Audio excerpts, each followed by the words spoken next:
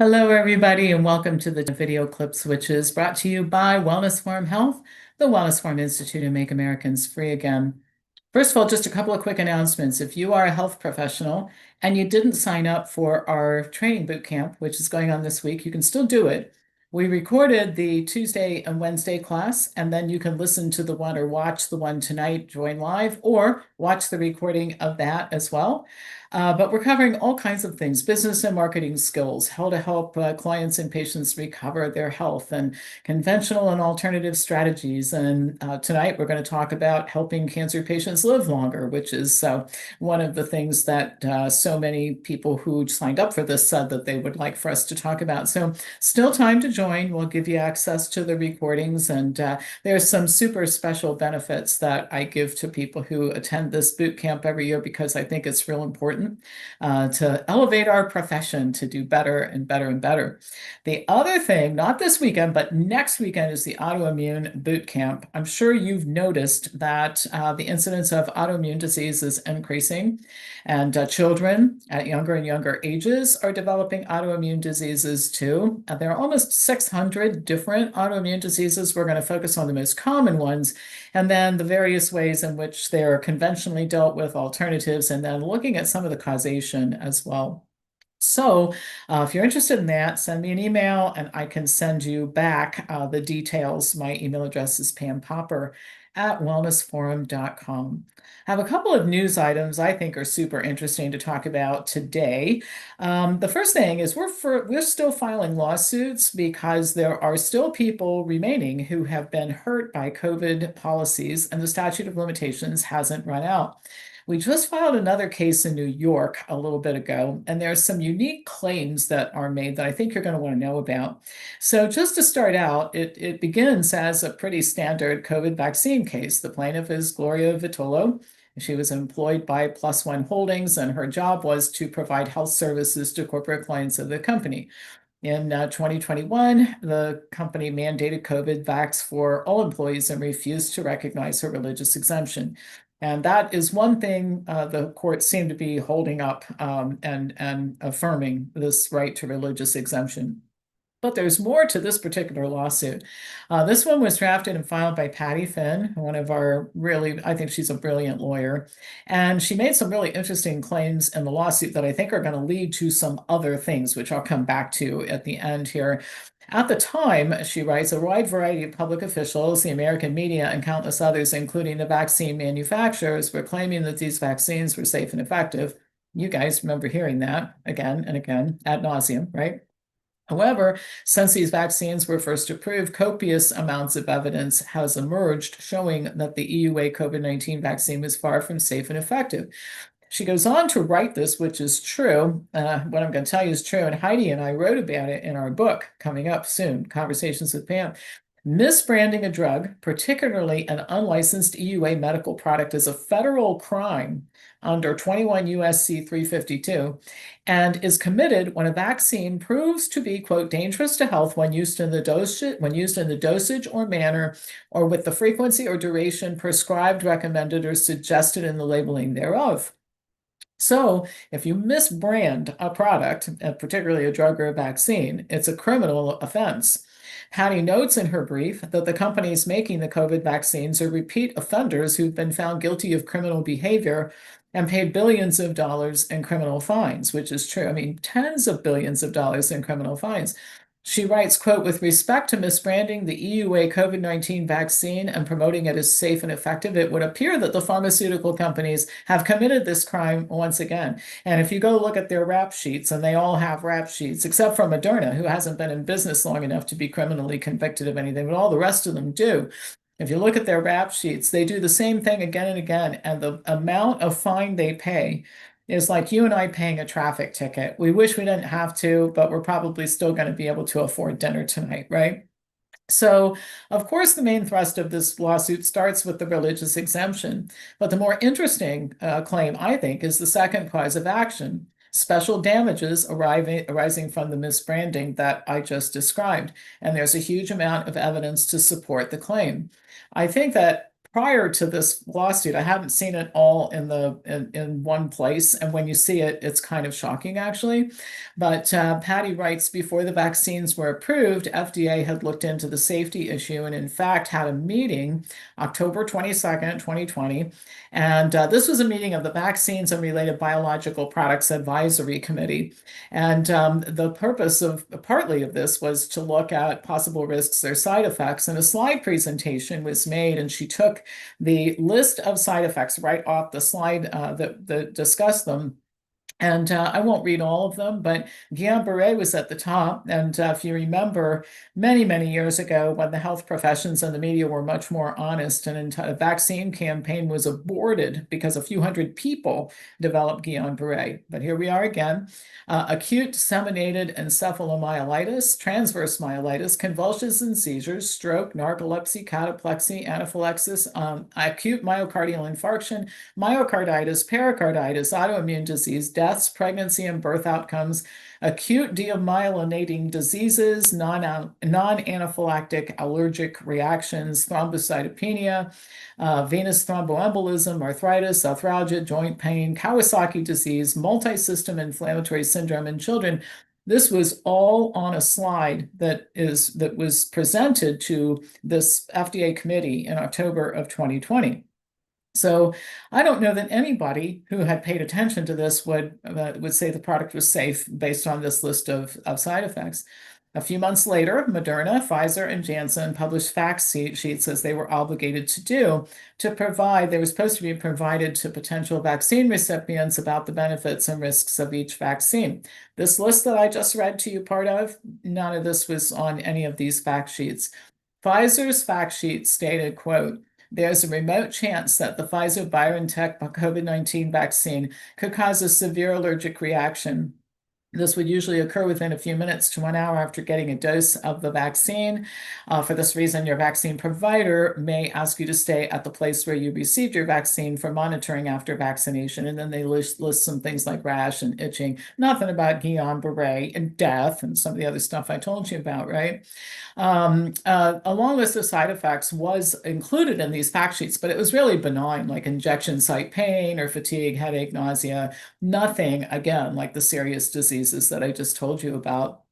Janssen's and Moderna's fact sheet was just as misleading.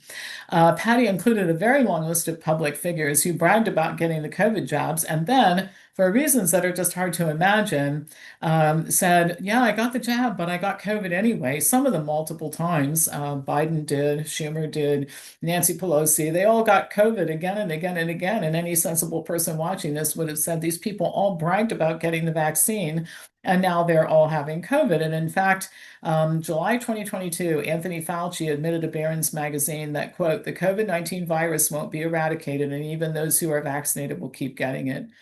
So this is a great case. I think it's going to open the door for some other great cases, both related to COVID and not related to COVID.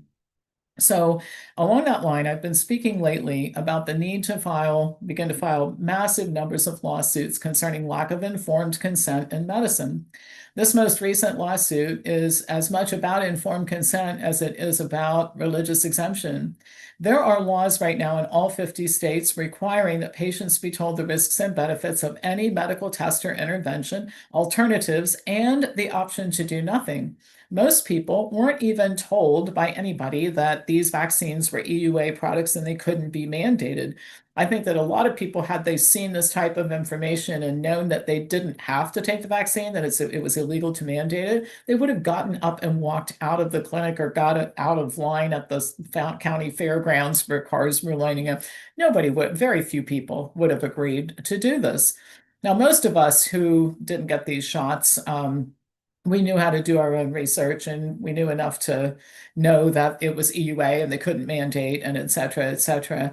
But for people who still at the time thought that the medical profession had some integrity, that the government had some integrity, that they certainly wouldn't approve something that was as harmful as this turned out to be, they've been harmed and they need representation. And this goes on every day. In fact, during the time I'm filming this video, I would be willing to bet that 100 people in the county I live in have been victimized by lack of informed consent, not being told the truth about the risks and benefits associated with whatever it is they're being told to do. So, if we are going to take all this stuff forward, including the dozens of cases we started, we need money. I know, don't you look forward to this every week when I tell you guys we need money? But we really do. Let me give you a statistic that will blow your mind. It blows my mind when I think about it. But out of all the lawsuits we filed representing dozens and dozens and dozens of plaintiffs, probably well over 100, only one person in 5 years has been able to pay the entire legal bill, the entire bill. Everybody else has required that we pay anywhere from, I would say, the lowest we've ever the lowest we've ever subsidized is maybe 80%. Some people paid 20, but most of the time it's like 95% paid by Make Americans Free Again. So I'm constantly juggling. I got to figure out how to make up that difference for every plaintiff we represent. And then I have to figure out how to keep getting lawyers to work for a third of what they should be paid. I'm pretty good at doing that because these people really care. But I would love to stop this tap dancing thing I do all day long. So send us some money, right? Now, the second item I want to talk about today is kind of related to the first one. A new study, and the reason I'm covering this is some of you emailed me about it. A new study reports that aluminum in vaccines is not harmful to children.